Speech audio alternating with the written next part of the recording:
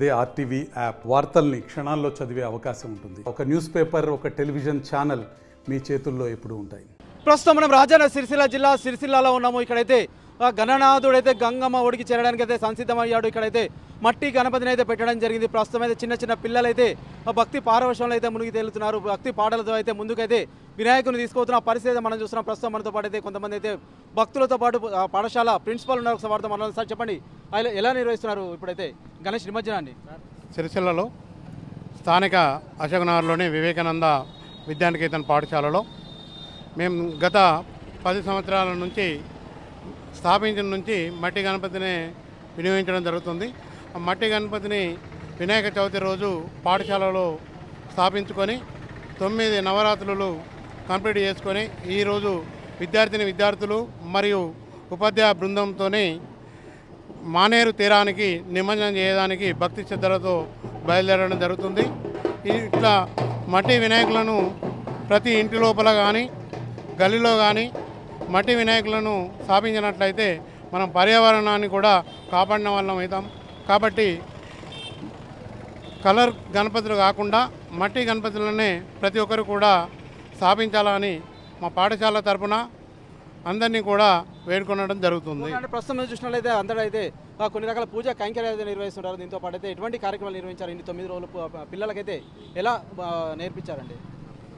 రకరకాల నైవేద్యాలతోని మరియు రోజొక యాక్టివిటీ చేసుకుంటూ నిన్న 8వ రోజు నాడు కూడా 108 ప్రసాదాలు తయారు చేసి వినాయకునికి సమర్పించడం జరిగింది.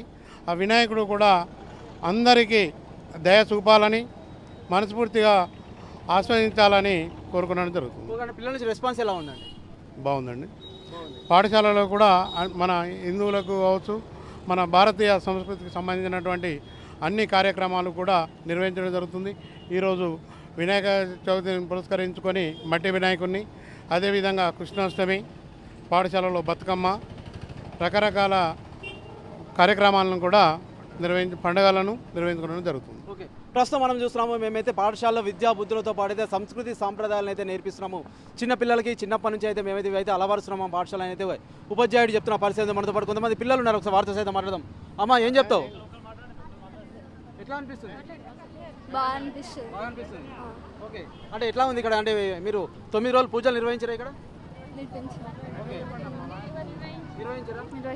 ఓకే, అంటే ఎట్లా అనిపిస్తుంది? అంటే గతంలో చూసినట్లయితే మీరైతే మట్టి గణపతిని అయితే పెడుతున్నారు, అందరైతే కలర్ గణపతులు పెడుతున్నారు కదా, ఏం చెప్తారు మీరు?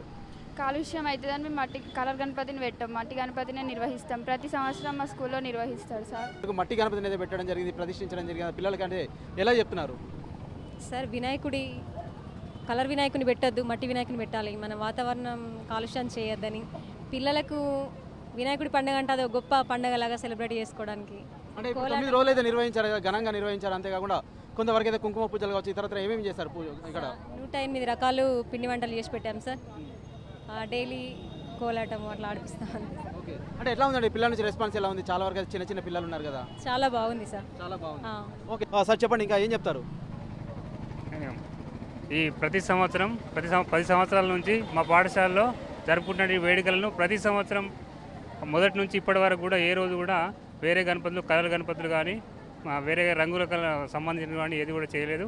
ఖచ్చితంగా అందరికీ ఐడియల్గా ఉండాలనే ఉద్దేశంతో మట్టి గణపతులని ప్రతిష్ఠించి వాటికి శాస్త్రోక్తంగా పండితులతో పూజ నిర్వహించి 9 రోజులు పిల్లలు అట్టహాసంగా వాళ్ళ యొక్క విద్యాబుద్ధులు రావాలని మరియు వాళ్ళు భవిష్యత్తులో మంచి భవిష్యత్తు ఉండాలనే ఉద్దేశంతో పిల్లలను ఆశీర్వదిస్తూ స్వామివారికి నైవేద్యాలని కూడా సమర్పిస్తూ స్వామివారిని వేడుకుంటూ ఈ వేడుకలను జరుపుకుంటున్నాం. ఈరోజు చివరగా శోభయాత్రను మా పిల్లలతోటి అంగరంగ వైభవంగా జరుపుకుంటూ వెళ్తున్నాం. ఒకటి పిల్లలు ఏమైనా తయారు చేశారా దీనికి సంబంధించిన కళాకృతులు కావచ్చు? అంతేకాకుండా ఒక అబ్బాయి అయితే వినాయకుని మాస్క్ పెట్టుకుని అయితే కనిపించడం జరుగుతుంది. ఇంకేమన్నా యాక్టివిటీస్ ఏమైనా ఉన్నాయా? యాక్టివిటీస్ అంటూ వాళ్ళకు మట్టి గణపతులు చాలామంది పిల్లలు మట్టి గణపతులు మా పాఠశాలలో తయారు చేసి ప్రదర్శించారు.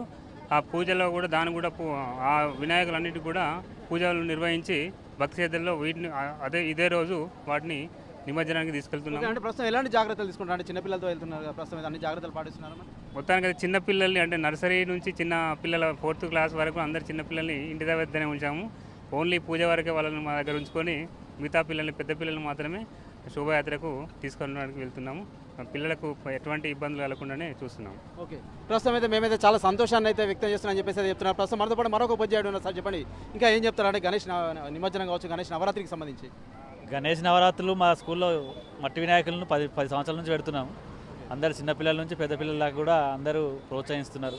ఇదే పెట్టాలి అంటే తల్లిదండ్రులు కూడా అట్లే భావిస్తున్నారు, మేము కూడా అట్లే భావిస్తున్నాం. ఓకే, ప్రస్తుతం మనమైతే చూస్తున్నాము ఇక్కడైతే చిన్న చిన్న పిల్లలతో అయితే మట్టి గణపతిని అయితే తయారు చేయడం జరిగింది. మట్టి గణపతి విగ్రహానికి సంబంధించి అయితే నిమజ్జనానికి శోభాయాత్రకి అయితే తీసుకెళ్తున్న పరిస్థితి మనం సిరిసిల్లాలో చూస్తున్నాము. వీరైతే సాంప్రదాయాలు అయితే ఇక్కడ మా పాఠశాల అయితే నేర్పిస్తున్నాం అని చెప్పేసి అయితే పాఠశాల ప్రిన్సిపాల్ చెప్తున్నారు. ఏదైనప్పటికైతే ఇక్కడ అయితే పండుగ వాతావరణం అయితే నెలకొన్నట్టయితే మనం అయితే చూడొచ్చు. ఇక్కడైతే చిన్న చిన్న పిల్లలు అయితే శోభాయాత్రలు అయితే పాల్గొంటున్నారు. Vote studio. మరిన్ని వీడియోస్ కోసం ఛానల్ ని సబ్స్క్రైబ్ చేయండి. లేటెస్ట్ అప్డేట్స్ కోసం వాట్సాప్ ఛానల్ ని ఫాలో చేయండి. అండ్ లింక్ డిస్క్రిప్షన్ లో ఉంది.